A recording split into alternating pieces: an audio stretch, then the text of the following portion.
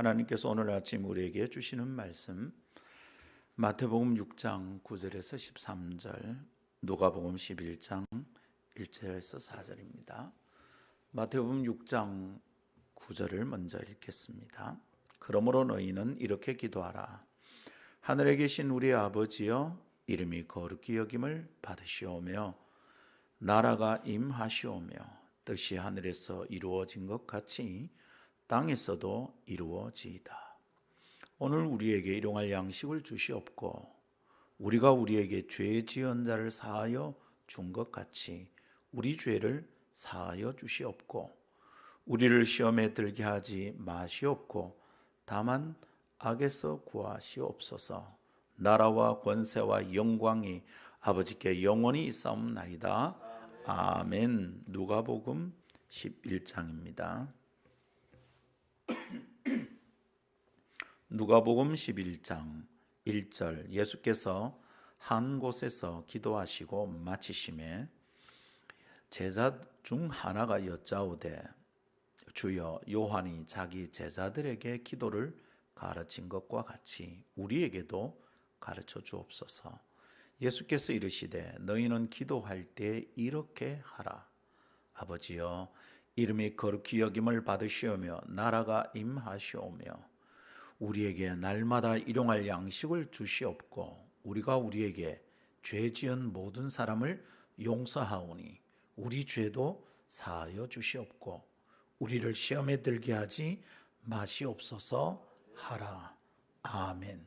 이것은 하나님의 말씀입니다. 하나님의 말씀은 능치 못함이 없습니다.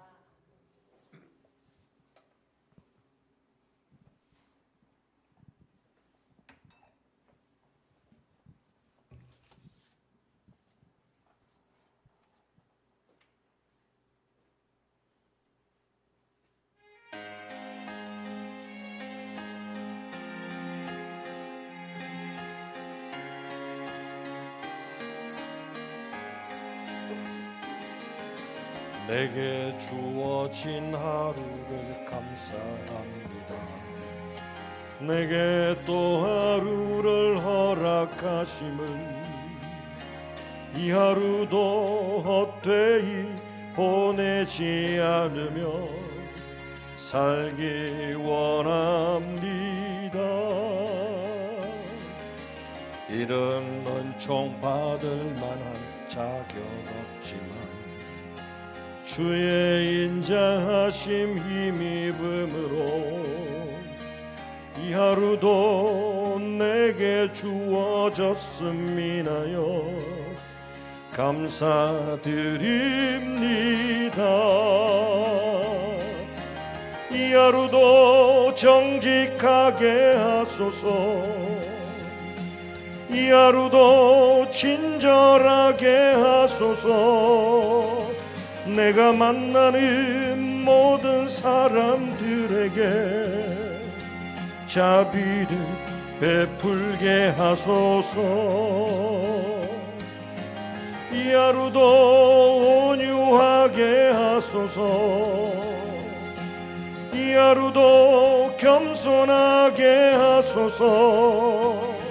나의 걸음을 지치게 만드는 이들에게 용서를 베풀게 하소서.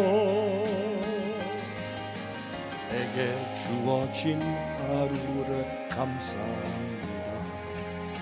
내게 또 하루를 허락하심을, 즐거운 일이든 혹 슬픈 일이든 감사드립니다.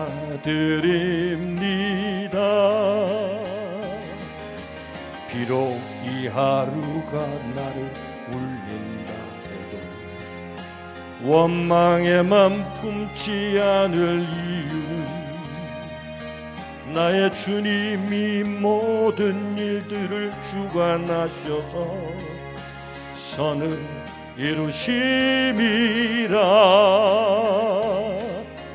이 하루도 평화롭게 하소서. 이 하루도 강건하게 하소서. 험한 폭풍이 몰아치는 중에도 평강을 누리게 하소서. 이 하루도 성실하게 하소서. 이 하루도 순종하게 하소서. 나의 마음을 아프게 만드는 이들에게 베풀게 하소서. 행복을 빌게 하소서. 축복을 베풀게 하소서. 아멘.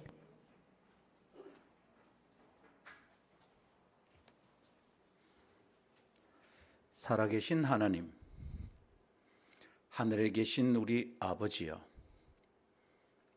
여기 모인 하나님의 백성들, 하늘 가족의 자녀들을 굽어 살펴 주시옵소서. 아들께서 가르쳐주신 기도를 배우기 원하고 기도를 배워 기도하기 원합니다.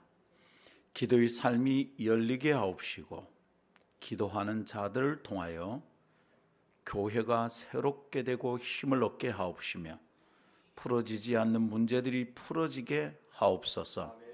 기도하는 자들을 통하여 기도의 영향력이 뻗쳐가는 곳마다 살아나는 역사가 일어나게 하옵소서. 기도하는 자는 영으로 충만하여지고 더 성장하여 주님께 기쁨이 되는 놀라운 은혜를 경험하게 하옵소서. 주기도문 강의 기간 동안에 일어날 놀랍고 아름다운 일을 기대합니다. 기적 같은 일상이 펼쳐질 놀라운 순간을 기대합니다. 저희와 함께하여 주시옵소서. 오늘도 말씀 앞에 나아가 말씀을 엽니다. 성령님 친히 오셔서 깨닫게 하시고 깨달은 말씀대로 살 용기와 능력을 허락해 주옵소서. 하나님의 말씀이 사람의 생각을 이기는 줄 믿습니다. 오늘 아침 그리하옵소서. 주 예수님 이름으로 기도하옵나이다. 아멘. 할렐루야. 히키코모리라는 말이 있습니다. 히키코모리는 일본어로 틀어박혀 있다라는 뜻입니다. 그런 일본어인데 지금은 사전적 의미를 넘어서 사회생활에 잘 적응하지 못하고 집안에 틀어박혀 있는 사람들을 일컫는 사회심리학 용어가 되었습니다. 우리말로는 은둔형 외톨이라고 부릅니다. 이런 사람들이 일본에서 나타나기 시작했어요. 1970년대부터 나타나다가 1990년의 경기 침체 현상과 더불어서 갑자기 급증하기 시작했습니다. 일본 인구의 1% 정도가 히키코모리라는 결과가 1990년대 초에 연구 결과가 나오면서 일본에서 아주 심대한 사회적 문제로 다루어졌습니다. 지금은 전 세계적으로 증가 추세에 있는데요. 우리나라에서도 이미 아주 심각한 사회 현상으로 다루어지고 있습니다. 청년들의 취업난이 심해지면서 더욱 집안에 틀어박혀 꼼짝하지 않는 바깥 세상과 관계하지 않는 히키코모리, 은둔형 외톨이들이 늘어나고 있다. 이런 조사 결과, 연구 결과가 자꾸 나오고 있습니다. 개인적으로는 고교 시절에 이런 친구를 가까이서 본 적이 있습니다. 아무도 이 친구를 도와주기가 어려웠어요. 도와줄 수가 없었어요. 근데 참 감사하게도 그 친구가, 지금은 감사한데 그때는 부담스러웠어요. 저하고 함께하는 것을 좋아했습니다. 근데 제가 도울 수가 없었습니다. 대학에서도 같은 학과에 그런 사람이 있었고요. 목사가 되고 난 후에는 그런 학생들을 중고등부 내에서 보기도 했습니다. 곁에서 볼 때 그들은 감옥을 사는 것 같았습니다. 아마도 처음은 스스로 시작한 같은 삶은 아니었을 겁니다. 그냥 제대로 사는 삶을 살고 싶었을 것 같아요. 그러나 어떤 계기를 통해 바깥 세상과의 연결고리가 쉽지 않다는 걸 알고 그것을 끊어버리고 방에 갇혀 살게 되는 거죠. 외톨이. 자기만의 세계에서 소통을 거부하고 살아가는 극히 외로운 사람들입니다. 만나고 경험한 사람들 중에는 다른 이와 소통이 가능하다고 전혀 믿지 않는 사람도 있었습니다. 사람의 말을 도무지 오해하기로 결정해도 어떻게 저렇게 할 수 있을까? 소통을 가능하다고 믿지 않는 사람들이 있었습니다. 대화의 길이 열리고 관계가 이어지는 것을 거부하기도 했습니다. 도울 방법이 없어서 얼마나 절망스러웠던지, 그래서 참 슬프고 안타까운 일들이 있었습니다. 지금도 제 마음엔 그런 흔적이 남아 있어서 이런 얘기를 그저 편안하게 남의 일처럼 얘기할 수 없는 상태이기도 합니다. 근데 생각해 봅시다. 그들은 그렇게 외롭고 힘들고 나는 괜찮았던가 생각해 봅니다. 정도와 현상은 다르겠지만 생각해 보면 내 안에서도 그런 순간이 있었습니다. 가벼운 우울감에서 시작하여 힘든 계절을 보낸 적이 있었고요. 어떤 날엔 주변 사람들에게서 그냥 내가 잊혀지면 좋겠다, 내가 사라져버리고 싶다, 그런 충동을 느끼기도 했습니다. 감당하기 벅찬 문제를 만났는데도 쉽게 손 내밀 수 없던 순간엔 더욱 그랬었습니다. 내 존재가 어떤 의미가 있는 걸까? 나는 내 자식도 제대로 챙기지 못할 정도인데 내가 누구를 돕는다고 살아있단 말인가? 참 힘들었습니다. 그런 날엔 지독한 외로움 속에서 허덕였었죠. 이런 경험이 없는 사람이 있을까요? 여러분은 어떻습니까? 괜찮은 인생을 살았습니까? 지금은 여러분의 인생이 안녕하십니까? 우리는 홀로 떠안고 끙끙거리는 인생의 문제와 난관으로 인해 얼마나 외로운 존재인가요? 그럼에도 불구하고 오늘 아침 방 안에 틀어박혀 있지 않고 예배에 나오신 여러분, 놀라운 기적인 줄 믿고 주님을 찬양합니다. 우리 어떻게 할까요? 감사하게도 우리는 지금 기도를 배우는 중입니다. 그래서 이런 질문을 한번 해볼까요? 지독하게 외로운 날에 기도는 우리에게 어떤 의미일까요? 히키코모리 같은 사람들에게 기도가 무슨 소용이 있는 걸까요? 주님께서 가르치신 기도를 가만히 관찰하며 외로운 날에 필요한 기도를 이 아침에 생각합니다. 기도를 생각하면, 기도를 제대로 배우면 힘이 납니다. 틀어박혀 지내는 외톨이가 되지 않아도 되겠다 싶습니다. 그런 믿음이 일어납니다. 오늘 아침 여러분 속에 이 믿음이 시작되기를 축복합니다. 오늘은 그런 깨달음을 나누고자 말씀을 준비했습니다. 다음 세 가지 묵상의 꼭지를 돌아가면서 풀어내고 은혜의 자리, 기도의 자리로 나아가기를 원합니다. 간절히 목자로서 바라는 소망은 주기도문 강의를 통하여 기도를 새롭게 배우고, 기도하지 않는 자들은 기도를 시작하게 되고, 기도를 어떻게 누려야 될지 알지 못하는 무거운 짐으로만 느끼는 자들은 기도를 누리고 기도 가운데 충만하게 되기를 축복합니다. 오늘 나눌 세 가지는 다음과 같습니다. 첫 번째, 기도를 들으시는 하나님이 계십니다. 두 번째, 기도 들으시는 하나님과의 관계가 먼저입니다. 세 번째, 기도 들으시는 하나님은 기도 속에 함께 계십니다. 이 세 가지 말씀을 풀어낼 때 성령님이 오셔서 각 사람의 마음을 터치해 주시는 놀랍고 아름다운 완전한 역사가 일어나기를 축복합니다. 첫 번째 따라합시다. 기도를 들으시는 하나님이 계십니다. 예수님은 기도를 가르쳐 달라는 제자들의 요청에 응해 주셨잖아요. 이렇게 기도하라며 가르쳐 주신 기도의 시작이 어떠느냐 하면 하늘에 계신 우리 아버지여 라고 부르시는 것이었어요. 그분은 자신의 기도를 들으시는 분이 계시다는 것을 믿고 있었던 거죠. 예수님이 기도하시면 그 기도를 들으시는 분이 계시다. 이걸 예수님이 믿었습니다. 믿고 기도하셨던 분이죠. 그리고 예수님께 기도를 배우려는 제자들에게 그것을 먼저 깨우쳐 주시는 것 같습니다. 하늘에 계신 우리 아버지여, 이렇게 가르쳐 주셨어요. 기도 이렇게 하는 거다. 여러분, 그건 그냥 기도 문이 아니죠. 기도 문구가 아닙니다. 기도의 뜻과 기도의 정신입니다.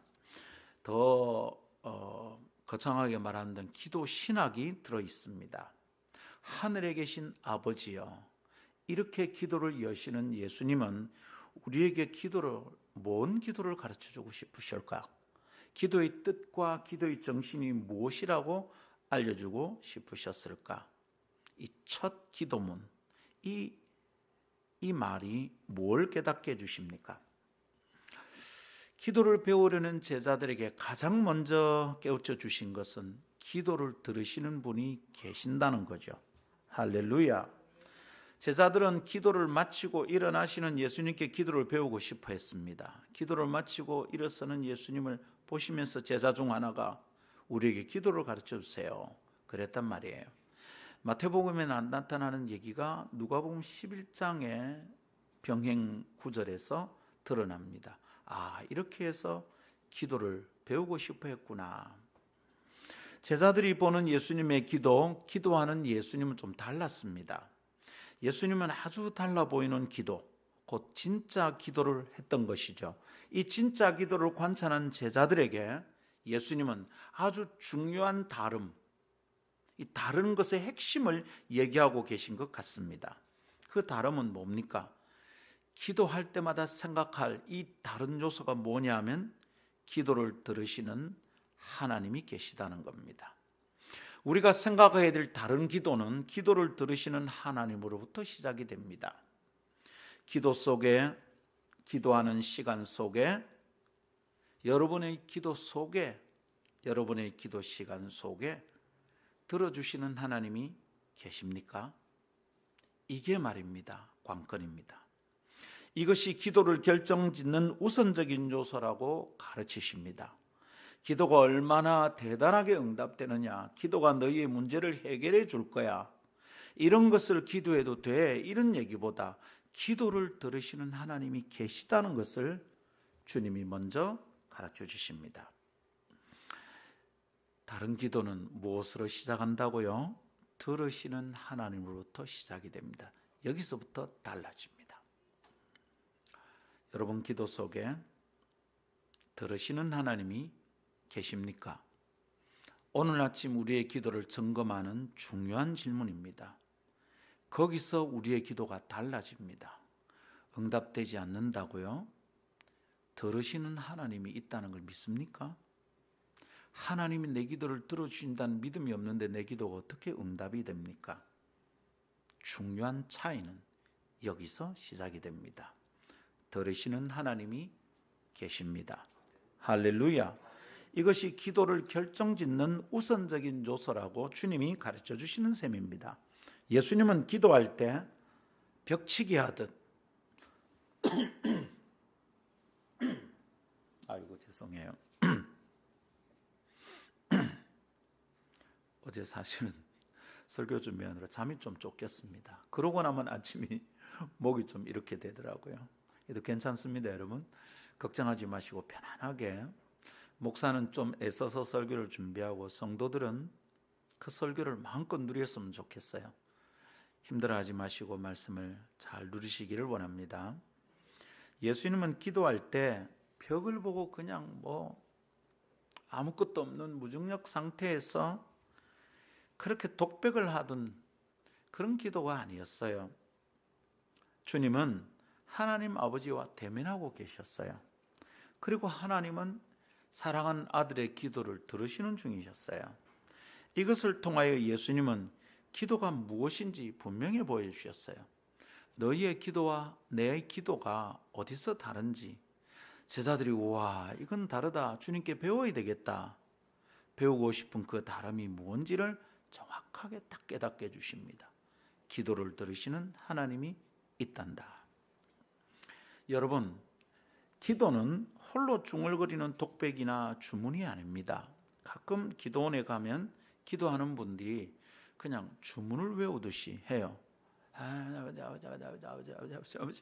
가만히 들어보면 저게 무슨 뜻일까 안타까울 때가 있습니다. 한 말 또 하고 한 말 또 하고 한 말 또 하고 한 말 또 하고. 이분은 기도할 때마다 쓰는 고정 관용구가 있는 것 같아요. 저는 그런 것을 확인할 때마다 저는 다르게 기도하고 싶었습니다. 듣은 말을 저렇게 늘어놓는 게 무슨 의미가 있지? 똑같은 관용구를 또 늘어놓고 또 늘어놓고 또 늘어놓는 게 무슨 뜻이 있을까? 그래서 저는 기도할 때마다 다르게 하고 싶었습니다. 지금 딱 필요한 기도를 드리고 싶었어요. 지금 딱 내 기도를 들으시는 주님과 만나는 기도를 하고 싶었어요. 뻔한 기도 관용구를 늘어놓는 것을 안 하고 싶었어요. 지금 나의 참 마음을 주님께 설명하는 기도를, 다른 때 했던 기도 말고 지금 하는 기도를 딱 드리고 싶었어요. 여러분, 기도는 말입니다, 혼자 쭝얼거리는 독배가 아니에요. 그냥 자꾸 거듭하면 수리수리 마수리 하면 그냥 마법이 팍 벌어지는 그런 주문이 아닙니다. 여러분, 기도를 들으시는 대상이 있고 그분과 대화하는 것이 기도입니다. 그 기도 들으시는 대상과 쌍방향의 대화가 기도입니다. 그것은 그저 심리적 카타르시스를 위한 도구가 아니에요. 왜 우리 실컷 울고 나면 마음이 답답할 때 좀 속이 시원해지는 것 있잖아요. 카타르시스가 일어났다 그럽니다. 기도를 하면 어쩌면 그런 심리적 효과를 거둘 수도 있겠다 싶어요. 실컷 부르짖고 나면 속이라도 시원해지잖아. 그런 것이 기도 아닙니다. 그렇게 해서 혼자 어떻게 몸부림치고 고함치고 울고 물건을 집어 던지다가 속이 좀 풀리는, 혼자 해결하는 행위가 아니다 이 말입니다. 그건 영적인 자위 행위예요. 기도할 때마다 기억해야 됩니다. 내 문제에 귀를 기울이시고 관심을 가지고 들으시는 분이 있습니다. 이것을 기억해야 합니다. 이것을 기억하고 하나님께 나아가는 것이 참된 기도의 관건입니다. 여러분, 사람들과 대화할 때 우리가 참 기분 나쁠 때가 있잖아요. 어떤 때입니까? 내가 얘기를 하고 있는데 이 사람이 내 말을 안 듣는 것 같아 싶을 때 참 기분 나쁘지? 내 눈은 보고 있어요. 이렇게 보고 있는데 초점이 여기 와서 맞춰지는 게 아니라 초점이 나를 뚫고 가서 저 뒤에 맞추는 중입니다. 여러분, 그런 눈 딱 보면 알죠? 아, 지금 내한테 안 맞구나. 저 뒤에 누구 있나? 멍합니다. 내 얘기 안 듣습니다. 굉장히 모욕적입니다. 그러면서 건성으로 반응합니다. 그래.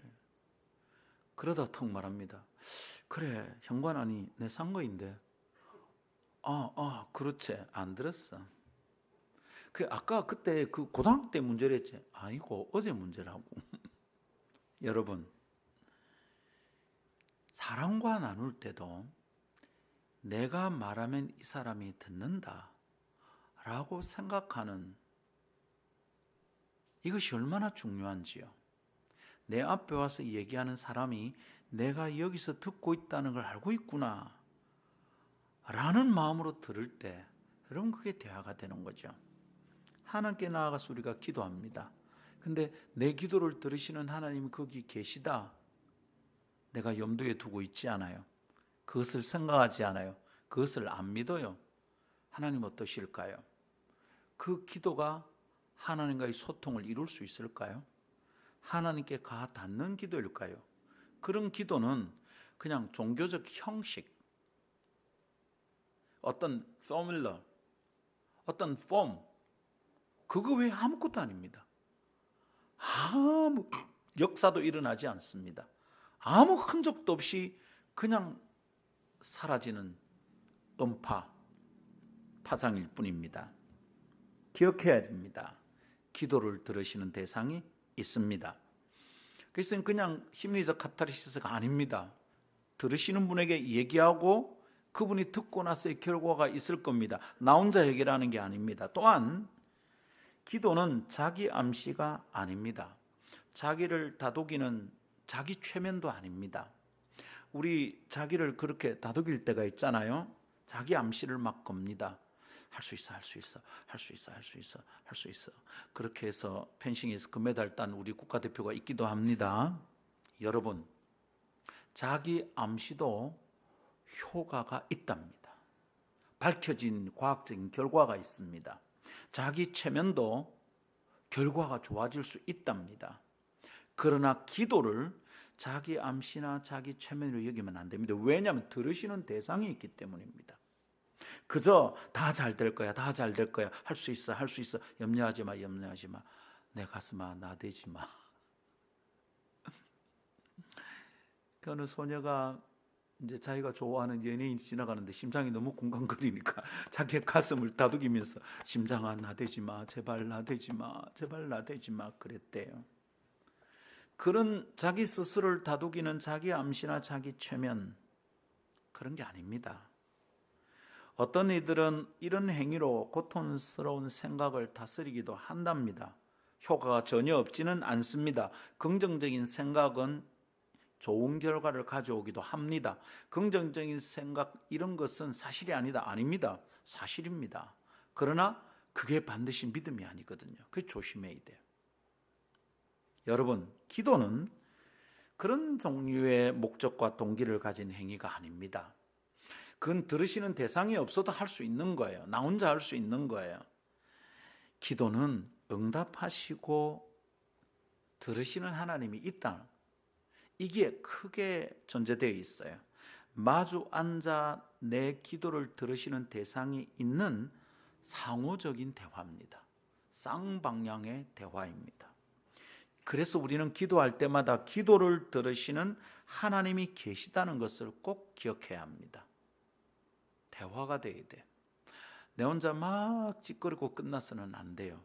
기도를 들으시는 하나님이 있다는 것을 꼭 기억해야 됩니다. 근데 많은 경우 기도를 듣는 사람이 있다는 것을 생각하고 하는 것 같아요. 주님이 바리새인의 기도를 신랄하게 꾸짖었거든요. 너희는 사람이 보는 데서 크게 기도한다. 근데 진짜 기도를 뭐라 그러냐면 골방에 들어가서 흐느끼는 세리의 기도를 주님이 칭찬하셨습니다. 내 기도를 듣는 사람이 있다라는 생각보다 내 기도를 들으시는 하나님이 계시다 생각해야 됩니다. 종종 제가 이런 얘기를 합니다. 대표 기도도 응답됩니다. 그럼 뭔 얘기입니까? 들으시는 하나님을 의식하고 기도하자 이 말입니다. 기도하고 나면 사람들이 수근수근 저 집사님이 기도를 왜 저래 했나 이런 얘기가 신경 쓰이면 응답받는 기도를 할 수가 있겠습니까? 사람이 신경 쓰이는 기도를 하는 거죠. 사람을 신경 쓰는 게 아니라 내 기도를 들으시는 하나님을 신경 써야 합니다. 들으시는 하나님이 계십니다. 네, 대표기도 얘기를 하니까 오늘 대표기도 한 사람이 되게 부담이 될 수도 있어요. 너무 신경 쓰지도 말고 너무 신경 안 쓰지도 말아야 합니다. 꼭 오늘 기도한 사람을 겨냥한 메시지가 아니다 이런 뜻입니다. 자, 그러기에 여러분 우리는 히브리서 11장 6절의 말씀을 기억해야 되겠습니다. 이 말씀이 우리의 주의를 환기시키고 집중시키고 있습니다. 히브리서 11장 6절 믿음이 없이는 하나님을 기쁘시게 하지 못하나니 하나님께 나아가는 자는 여러분 하나님께 나아가는 자는 뭐죠? 예배나 기도를 하러 나아간다는 뜻이겠죠. 하나님께 나아가는 자는 반드시 선택할 수 있는 게 아닙니다. 절대적으로 이거 있어야 된다 이 말입니다. 두 가지를 믿어야 되는데 1번 그가 계신 것과 또한 그가 자기를 찾는 자들에게 상 주시는 이심을 믿어야 한다. 기도하러 나아가는 자들, 예배하러 나아가는 자들 첫 번째 뭘 믿어야 되는 거예요? 내 예배를 받으시는 내 기도를 들으신 하나님이 계시다 믿어야 되는 거예요. 그리고 상 주시는 이라고 믿어야 돼요. 내 기도에 대해 반응하시고 응답하시고 내 예배에 대해 반응하신다. 하나님부터 오는 결과가 있다. 이게 믿어야 한다 이 말입니다. 우리는 독배가듯이 하는 게 아니에요. 응답하지 않고 듣지 못하고 반응하지 못하는 돌멩이 앞에 절하는 게 아니다 이 말입니다. 하나님께 나아가 예배하거나 기도하는 자들이 기억하고 믿어야 할 게 이겁니다. 예배와 기도는 그것에 반응해 주시는 하나님이 계시다는 것을 믿어야 한다고 이 말씀이 도전합니다. 여기에서 응답받는 기도가 갈라지는 겁니다. 여기에서 진짜 기도가 갈라지는 겁니다. 시작부터 달라지는 겁니다. 하늘에 계신 우리 아버지요, 우리 주님이 제자들에게 가르친 기도의 핵심이 여기에 있습니다. 기도 들으시는 하나님 있다. 그거 생각하고 기도하라. 그걸 믿고 기도하라. 근데 이게 안 되면 어떻게 됩니까? 누가 듣습니까? 그것을 들으시는 하나님이 있다고 믿지 않는 기도를 누가 듣습니까? 그게 하나님께 가 닿습니까? 쭝얼쭝얼 그냥 지 혼자 소리입니다. 그냥 빈지갑 주온 스님이 하는 말이죠. 여러분 아무것도 없어요. 기도가 그럴 수 없습니다. 하나님 우리의 기도를 들으십니다. 그분께 나아가면 그분이 반응해 주십니다. 응답하십니다. 그것을 믿고 하나님께 나아가는 자는 하나님을 만납니다. 하나님이 거기 계십니다. 응답하시는 하나님을 만납니다. 그렇다면 기도는 혼자 떠들고 스트레스를 푸는 것이 아니라는 것을 명심해야 됩니다. 기도는 들어주시는 대상이 있습니다. 이렇게 기도를 이해하고 나면 기도의 성격이 달라지죠. 기도의 자세와 방법도 달라질 겁니다. 우선 기도를 시작할 때 하나님께 나아간다는 분명한 의식이 있어야 되겠습니다. 하나님 앞에 나아간다. 하나님 면전 의식, 코람 데오라고 그럽니다. 그죠? In front of God. 하나님 앞에서 하나님께 나아간다 생각이 있어야 합니다. 히브리어로 한다면 리프네이 하 엘로힘, 하나님 앞에 나간다. 이 의식이 분명해야 합니다. 막연하게 중얼거리는 것이 아닙니다. 하나님께 살아계시고 내 기도를 듣기 위하여 기다리고 계신 겁니다. 그러니까 하나님 면전의식, 그리고 기도를 시작하면 하나님이 내 기도에 오신다는 하나님 임재의식, 너무 중요합니다. 이런 기도는 시작부터가 다릅니다. 이 사람 누구하고 대화하고 있구나라는 것을 분명히 느낄 수 있습니다. 하나님과 대화하는 것입니다. 혼자 자기의 문제를 해결하기 위해 몸부림치던 고난 중의 성도는 기도를 들으시는 분이 계시다는 사실을 하나로 크게 위로를 받고 자기의 인생의 문제가 새로운 국면으로 전환된다는 것을 깨달을 수 있을 겁니다. 혹 내 문제가 해결되지 않아도, 혹 이 기도가 내가 원하는 방향으로 응답되지 않아도, 기도를 들으시는 하나님이 계시구나. 나는 오늘 기도 중에 그 하나님을 만났다. 충분하죠. 꼭 내가 말하는 대로 기도가 이루어지지 않아도, 응답이 안 돼도 괜찮은 겁니다. 새로운 믿음의 단계가 열리는 줄 믿습니다. 그러나 여러분, 기도를 들으시는 대상이 있다는 믿음 없이 나오는 자들의 기도는 어떨까요? 그것은 주님께 가 닿을 수 없는 잡소리에 해당되겠죠. 그냥 울리는 꽹과리입니다. 잡단 잡소리입니다. 잡음입니다. 소음입니다. 기도를 시작할 때는 그 대상이신 하나님에 대한 인식이 있어야 합니다. 나는 지금 하나님께 나아간다. 그리고 하늘에 계신 우리 아버지요. 그럼 이건 뭡니까? 인사죠, 인사. 하늘에 계신 아버지요. 대통령을 만나도 쪼려가지고 말입니다. 대통령을 만난다는, 대통령 앞에 섰다는 면전의식이 없으면 크게 실수하지 않겠습니까? 손을 내밀고 악수를 하면 이게 손에 딱 맞닿아지잖아요. 사람을 느끼잖아요. 실제를 느낀다 이 말입니다. 기도할 때 들으시는 하나님이 있다면 마치 손을 만져 깨닫듯이 영적 실체이신 그분을 만나는 겁니다. 아멘. 이 인식이 있는 사람은 인사를 드려야죠. 주님 안녕하세요. 주님이 저를 오늘 만나주시네요. 주님 계시네요.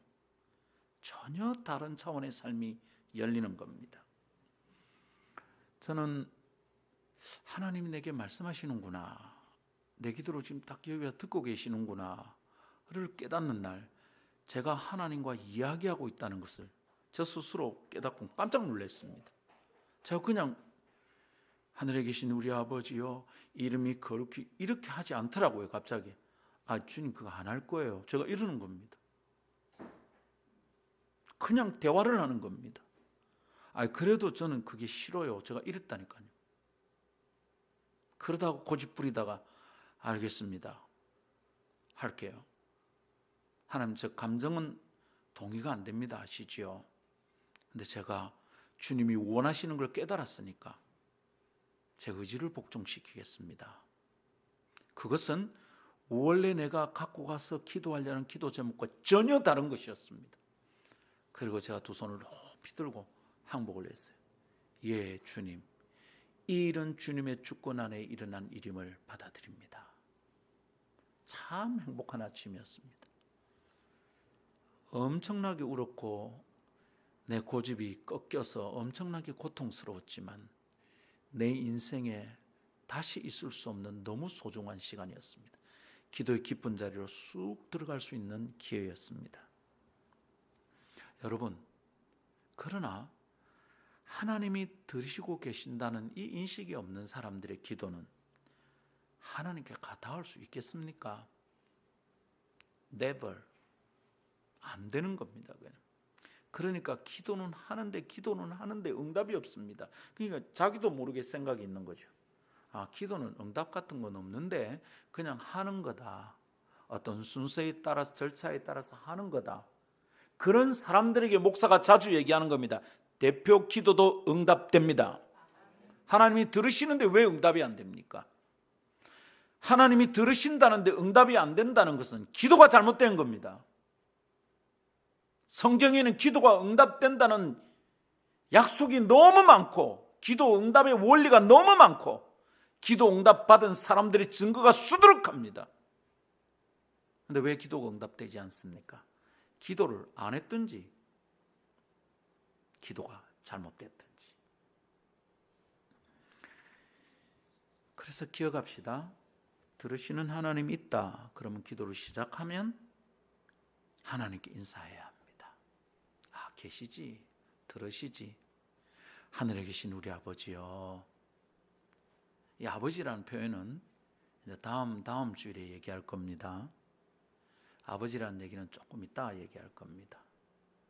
이 아버지라는 얘기는 유대인들은 잘 안 쓰는 말입니다. 하나님께 대해서. 예수님이 뭐라 했습니까? 아버지 했거든요.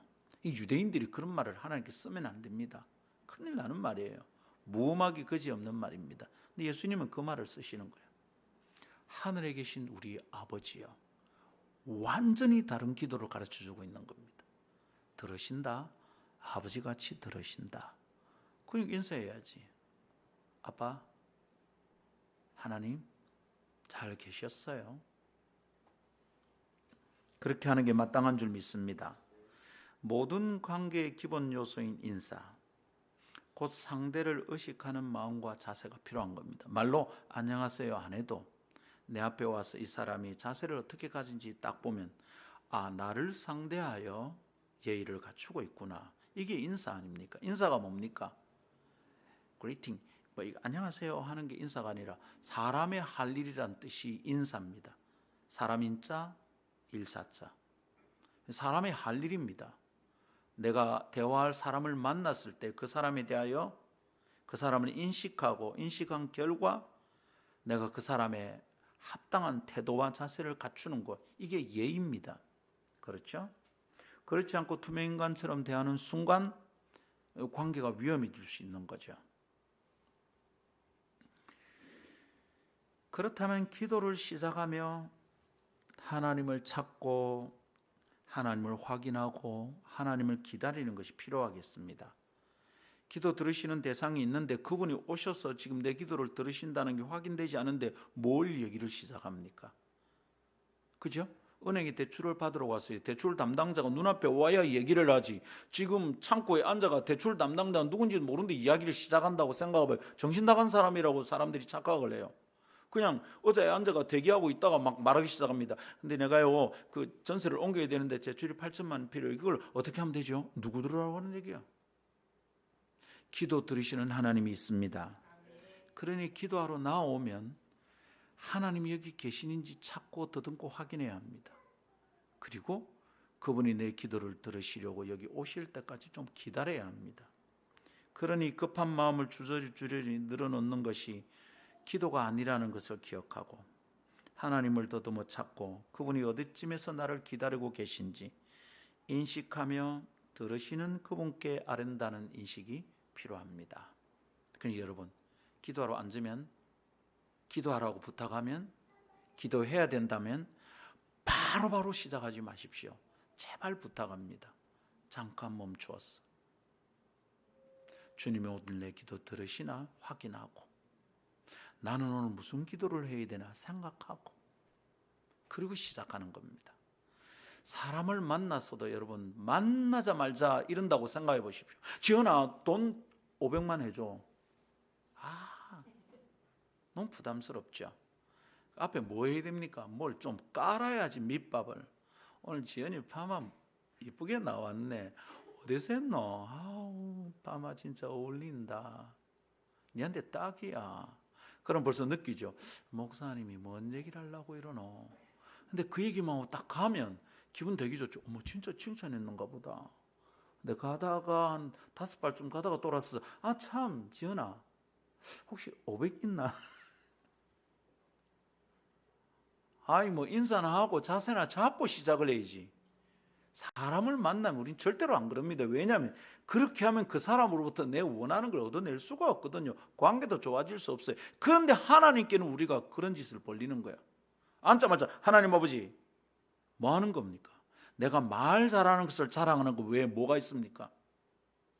내가 기도 문장을 좀 멋지게 만들 수 있다는 걸 뽐내는 것 말고 뭐가 있습니까? 하나님이 들으신다는 걸 생각합시다. 그렇다면 그분이 들으시는 것을 생각하고 들으시는 하나님께 합당한 태도를 준비해야 되겠습니다. 할렐루야. 자, 이렇게 하나님이 들으신다. 그래서 그분과 대화할 수 있다. 이 얘기를 우리가 지금까지 하고 있습니다. 자, 그런데 조금 다른 걸 생각해 봅시다. 하나님이 내 기도를 들으십니다. 어떤 기분이 드세요? 하나님이 내 기도를 들으신다는 생각이 우리를 얼마나 힘나게 하고 위로하는지, 외롭고 고통스러운 고난의 시간 속을 허덕이고 있는 사람에게 이건 얼마나 큰 힘이 되는지요. 그런 사람 성경에서 쉽게 만납니다. 많이 만납니다. 오늘 아침에는 하갈을 생각해 봅니다.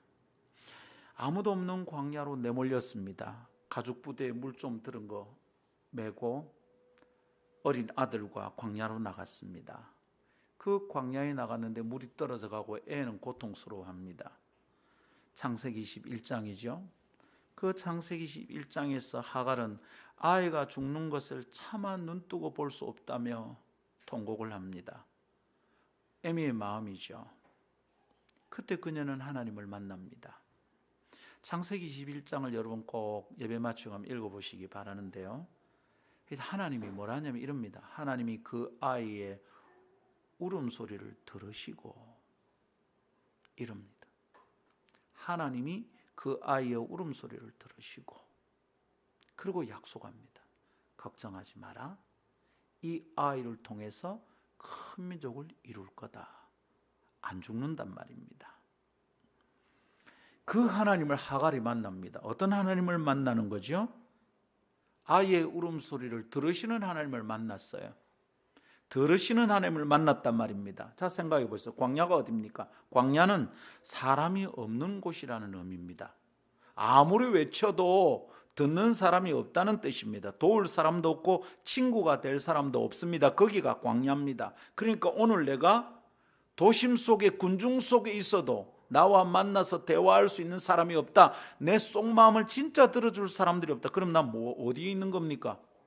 부산시 대도시 속에 사는 게 아니라 나는 지금 광야를 지나는 중인 겁니다. 광야인 친구 없어요. 도와줄 사람 없어요. 내 탄식을, 내 한을 듣고 풀어줄 사람 없어요. 그 광야에 하갈이 있었던 거죠. 도움이 어디 있어요? 누가 내 얘기를 들어요? 내가 얼마나 억울한지, 내가 얼마나 답답한지 누구한테 하소연할 거냐고. 들을 사람이 없어요. 여러분, 내가 가진 문제보다 내 문제를 누구와도 말할 수 없어. 내 문제가 힘든 게 아니라 내 문제를 누구에게도 털어놓을 수 없어. 그게 더 힘든 거죠.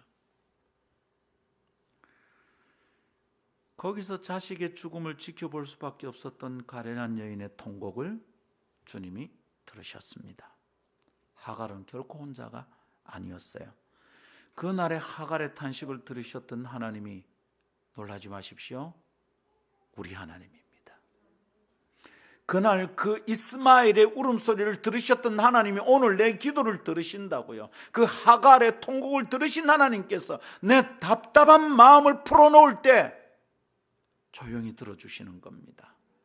여러분, 이런 거 깨달은 적 있습니까? 기도하다가 말입니다, 억울해서 꺽꺽거리는데 하나님이 다 들으신다는 걸 깨달았어요. 듣고 계시더라고요. 얼마나 그 밤에 울었는지 하나님이 듣고 계시잖아. 얼마나 울었는지 참 외로웠거든요. 내가 하는 게 별 소용이 없는 것 같고 내가 뭘 하고 있나 싶고 그냥 가상 아끼는 사람에게 등을 찔린 것 같은 느낌이고 내가 누구하고 소통할 수 있나 참 힘들었거든요. 근데 하갈의 탄식을 들으시듯이 하나님 오늘도 내 숨소리를 들으시고 내 신음을 들으시는 분이십니다. 할렐루야. 그 하나님 우리 하나님 믿습니다. 예수님께서 가르치신 기도의 시작은 하늘에 계신 우리 아버지여입니다. 우리에게는 기도를 들으시는 하나님이 계신다는 것을 주님이 정확하게 딱 가르쳐 주신 거죠. 이것이 모든 기도의 시작이어야 하겠습니다. 우리에게는 기도를 들으시는 하나님이 계십니다. 그런 기도를 알고 배운 사람은 매우 안전합니다. 기도를 들으시는 하나님이 계시니 안전하고 또 안전합니다. 그 사람은 아우슈비츠 감옥에서도 안전하고 그는 뉴욕 거리에서도 안전합니다. 그분은 바람이 일렁이는 바다 한가운데서도 우리를 안전하게 지키시고 우리 집 안방에서도 나를 안전하게 붙드시는 분입니다. 하나님이 기도를 들으신다는 것을 알고 있는 사람은 은둔하여 외톨이로 자신을 가두어 두지 않아도 됩니다. 내 얘기를 누가 알아주겠노? 내 같은 하찮은 인간의 탄식을, 불평을 여러분 사람에게 얘기하면 지저분한 일이 되지만 하나님께 아뢰십시오. 하나님 내 지저분한 불평을, 탄식을 다 들으시는 분임을 믿습니다. 그러니 여러분 믿으십시오. 우리는 들으시는 하나님께 나아가 기도할 수 있습니다. 아름다운 아침 성도들이여 기도해야 될 순간을 만난다면 이것을 기억합시다. 이젠 기도 외에 다른 방법이 없다 싶을 때 이걸 기억합시다. 내 기도를 들으시는 하나님이 계신다. 기도를 시작하면서 이것을 기억하고 믿음으로 붙듭시다. 내 기도를 들으시는 하나님이 계신다. 들으시는 하나님이 계신다는 것이 얼마나 큰 힘이 되고 위로가 되는지 그것을 경험하는 기도 안으로 우리 함께 나아갑시다. 그래서 우리 교회는 히키코모리 한 명도 없기를 축복합니다. 좋은 사람들, 신뢰하는 사람들과 잘 나눌 수 있기를 바라고요. 그런 사람의 이야기를 잘 들어주는 교회 됩시다. 그러나 무엇보다 내 기도를 들으시는, 내 탄식을 들으시는 하나님이 계신다는 것을 믿읍시다. 두 번째 따라합시다. 기도를 들으시는 하나님과의 관계가 먼저입니다.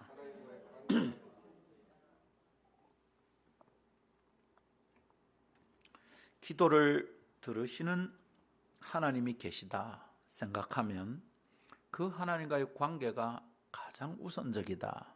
이걸 생각하게 만듭니다. 기도를 들으시는 하나님이 계시다는 것을 기도를 통하여 배울 때 우리는 뭘 누릴 수 있습니까? 하나님과의 관계의 복을 누릴 수 있습니다. 내가 지금 하나님과 만나고 있구나. 이걸 깨닫고 그것만으로 충분할 수 있습니다. 예수님께서는 하늘에 계신 우리 아버지여 라고 부르고 기도를 시작하셨습니다. 그리고 그렇게 기도하라고 가르쳐 주셨습니다. 그 기도가 그렇게 하나님과 대화하는 것이라는 것을 보여주시고 가르쳐 주신 셈입니다. 예수님은 그렇게 기도가 하나님과 대화하는 것이라는 것을 잘 알고 계셨습니다. 그리고 진하게 경험하고 계셨습니다. 그렇게 기도를 누리고 계셨던 겁니다. 자, 그런데 여러분, 예수님은 뭐가 부족해서 기도를 하냐 말입니다. 여러분, 예수님이 하나님의 아들이신데 뭐가 부족해서 하나님께 도와달라고 쪼르냐 이 말입니다. 이 말 한마디에서 빨리 깨달아야 됩니다. 기도는 내가 필요한 무엇을 구하는 것보다 훨씬 중요한 게 있구나. 그게 뭐라고요? 하나님과의 관계다. 자, 근데 생각해 봅시다. 예수님은 하나님의 아들이시니까 하나님과 관계가 있는데, 그런데 어떻게 나같이 보잘것없는 인간이 거룩하신 하나님과 대화를 나눌 수 있냐 이 말입니다. 사람도 아무 관련이 없는 사람과 마주 앉아 대화하는 거 쉽지 않습니다. 처음 보는 사람 우리는 낯가림을 하기도 합니다. 그죠? 관계가 쉽게 맺어집니까? 만나자마자 너는 나의 영혼의 친구야. 너는 지금부터 나의 소울메이트야. 이러면 그 사람이 딱 경계를 치죠. 바라게트를 칩니다. 이상하네 이 인간. 여러분, 만나자마자 그러는 사람들은 사기꾼일 가능성이 높죠. 사람도 그렇게 하면 관계가 어렵습니다. 그런데 하나님과 내가 대화를 한다. 무슨 관계가 있다고? 너무 쉽게 이런 사실을 받아들였어야 그 믿음이 자라겠나 싶습니다. 여러분, 진짜 믿으려면 질문해보고 믿어야 됩니다. 좀 심하게 말하면 의심하고 믿어야 됩니다. 너무 쉽게 믿어요. 예수님이 나의 죄를 용서하시고 십자가에 나를 위해 죽어주셨습니다. 이것을 눈빛 하나 흔들리지 않고 얘기합니다. 주일학교에 믿는 집에서 나오는 애들한테 물어보세요. 애들이 눈빛 하나 흔들리지 않아요. 예수님이 나를 위해 죽어주셨잖아요. 와, 저게 저렇게 쉽게 말할 거가. 난 지금도 십자가 얘기하면 가슴이 울렁거리고 눈물이 핑핑 도는데, 너무 쉽게 얘기하는 것은 믿음이 아닌 것 같아. 뭐죠? 너무 쉬운 사랑은 사랑이 아니, 너무 아픈 사랑은 사랑이 아니었음. 유행가 가사네. 대화가 된다는 것은 나와 대화하기를 원하는 상대가 있다는 것을 의미하는 거잖아요. 그리고 그 대화 상대와 관계가 형성되었다는 것을 뜻합니다. 기도를 들으시는 하나님이 계신다는 것은 기도하는 사람과 기도를 들으시는 사람 하나님 사이에 관계의 통로가 열렸다는 뜻이잖아요. 그러니까 들으시고 대화가 되죠. 그죠? 근데 어떻게 그게 되냐고. 거룩하신 하나님과 죄 많은 인간이 어떻게 그렇게 관계가 열리냐고요.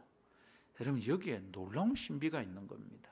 우리는 그것을 깨달을 때마다 너무 기뻐서 너무 감격해서 기도할 수 있는 겁니다. 할렐루야. 우리가 기도를 마칠 때 예수님의 이름으로 기도합니다라고 합니다. 이게 주문이 아닙니다. 그 믿음 고백입니다. 우리의 신앙 고백이에요. 뭐죠?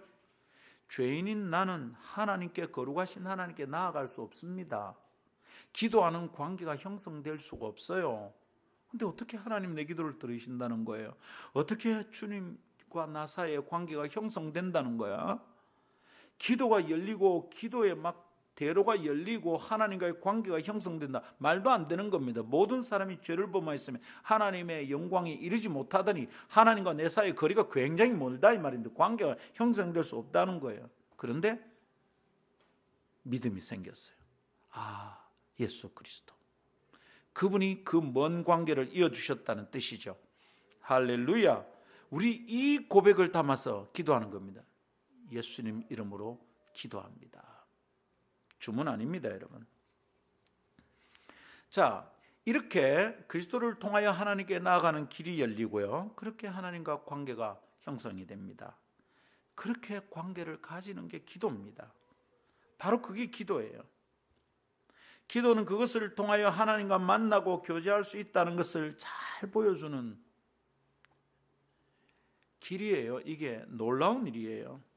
기도는 하나님을 만나고 하나님과 대화하고 하나님과의 관계를 누리는 시간인 줄 믿습니다. 기도는 안 하면 안 되는 의무감으로 눌리는 종교적 행위가 아니에요. 또 금요기도 가야 되나, 또 새벽 기도해야 되나, 이제 좀 있으면 아이고 그래 고난 쪼고나면 또 특별 새벽 기도해야 되네, 잠 또 못 자겠다. 그건 좀 이상한 거야. 좀 이상한 거예요. 기도는 말입니다, 그런 종교적 의무감이 아니에요. 이건 매우 인격적인 관계를 뜻해요. 기도하는 사람은 이것을 기억해야 되겠습니다. 아름다운 성도들이여, 기도할 때마다 이 기도의 뜻을 생각합시다. 기도는 하나님과의 관계가 열린다는 것을 의미해요. 주님은 마태복음 6장의 주기도문을 가르치시는데, 그 주기도문을 가르치는 것을 앞서 기도의 지침들을 마태복음 6장에서 보여주셨다 그랬죠. 그 가운데 주님은 우리가 아는 기도가 이방인들의 기도와 다르다는 것을 계속 강조하셨어요. 그 중에 핵심, 이방인들처럼 중언부언하지 말라 하셨어요. 중언부언은 영어는 meaninglessly, 의미 없이 말을 반복하는 것, 하나님께 하는 기도로 합당치 않다는 것을 보여주신 겁니다. 그러면 의미 있는 말을 또록또록하게 잘 나열하면 괜찮은 건가? 근데 거기 무슨 뜻이 담겼죠? 하나님을 어떻게 인식하고 있죠? 하나님께 나의 뜻을 어떻게 전달하고자 하는 의도가 있는 거죠. 하나님이 들으신다고 믿는 겁니까? 그렇지 않다면 그것도 똑같이 중언부언입니다. 그분은 반응이 없는 돌로 만든 우상이 아니잖아요. 인격적인 교제가 가능하신 분이에요.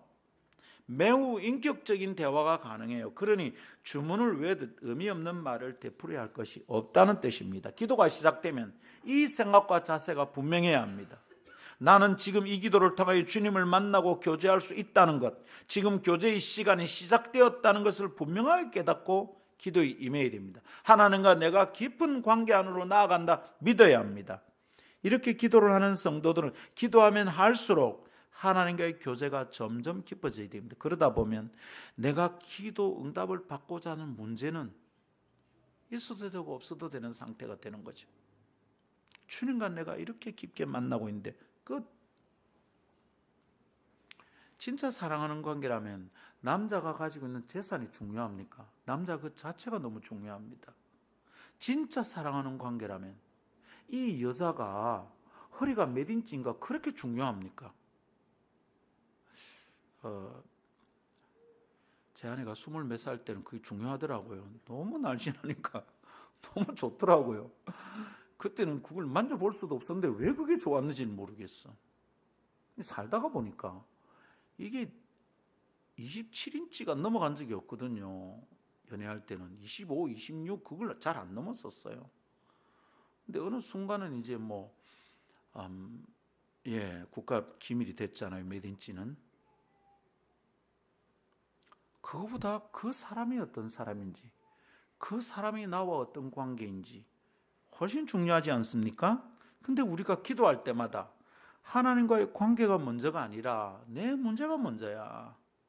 응답해 주세요. 그러다가 중요한 것을 다 놓치는 것입니다. 그러나 기도가 하나님을 만나는 교제고 관계라는 것을 믿고 기도하는 사람은 기도할수록 하나님과의 교제가 점점 깊어지는 아름다운 일이 일어나는 줄 믿습니다. 여러분, 하나님과의 관계가 교제가 풍성해진다는 것은 우리가 쉽게 말해서 영성이 좋아지는 거예요. 믿음이 자라는 거예요. 영혼이 풍성해지고 믿음의 색깔이 짙어지는 거예요. 영성이 있다는 것은 영혼이 건강한데 잘 유지된다는 뜻이거든요. 방언을 할 수 있다, 은사를 받았다 아니고요. 영성은 하나님과의 관계를 건강하게 가져가는 영혼의 상태에 대한 설명입니다. 그렇다면 여러분, 영성은 하나님과의 관계를 제외시켜 놓고 성립될 수 있는 개념이 아니에요. 그러니까 여러분, 기도를 하면 할수록 기도가 하나님과의 관계를 맺는 작업임을 이해하고 기도하면 할수록 우리의 영성은 점점 깊어지는 줄 믿습니다. 이 땅을 사는데 하늘에 있는 사람 같아 보인단 말입니다. 그 사람이 말하는 거나 행동하는 거, 말의 뜻이 가만히 들어보면 내 주변에 있는 사람들이 하는 말과 좀 다른 것 같아요. 제가 가끔 그런 얘기를 합니다. 목사가 할 수 있는 정도의 말은 거기까지예요. 내가 더 이상 말하게 하지 마세요. 목사가 선택할 수 있는 일은 거기까지예요. 내 그걸 더 지나서 선택할 수 없어요. 자꾸 돈 얘기하지 마. 자, 이런 얘기를 종종 합니다. 우리가 말입니다. 하나님 관계가 뭔지 아니겠어요? 돈이 급하지만, 저 사람이 나한테 해대는 말 때문에 속이 뒤집어지지만 하나님과의 관계가 먼저입니다. 예수님의 기도는 제자들에게 그 중요한 사실을 깨닫게 해주었던 거죠. 그들은 예수님의 기도를 보면서 하나님과 긴밀하고 친밀한 교제를 나누고 계신 자신들의 선생을 관찰할 수 있었어요. 와, 이건 다르다. 그것은 자기들이 알고 있던 기도와 참 다른 그림이었습니다. 자기들은 해본 적이 없는 기도예요. 오늘 우리도 그런 관점에서 예수님의 기도를 관찰하고 묵상해 봐야겠습니다. 그리고 내 기도를 그 주님의 기도와 비교하면서 성찰해 봅시다. 우리 주님의 기도를 닮은 교제의 가능성이 우리 기도 안에서 보입니까? 점점 교제의 깊이가 더해가면서 주님을 닮아가는 기도가 되기를 원하고 축복합니다. 기도를 들으시는 하나님과 우리는 교제를 나눌 수 있습니다. 기도를 통하여 하나님과 더 깊은 관계 안으로 나아갈 수 있습니다. 이것을 믿읍시다. 할렐루야. 세 번째는 다음 주에 하겠습니다. 세 번째를 하면 오늘 예배가 1시 넘어도 안 끝날 것 같습니다. 세 번째 나누고 싶은 얘기가 너무 많아서 소중한 것은 너무 많이 듣고 잊어버리지 말고 나누어서 듣고 오래 기억하도록 합시다. 감사합니다. 찬양하겠습니다.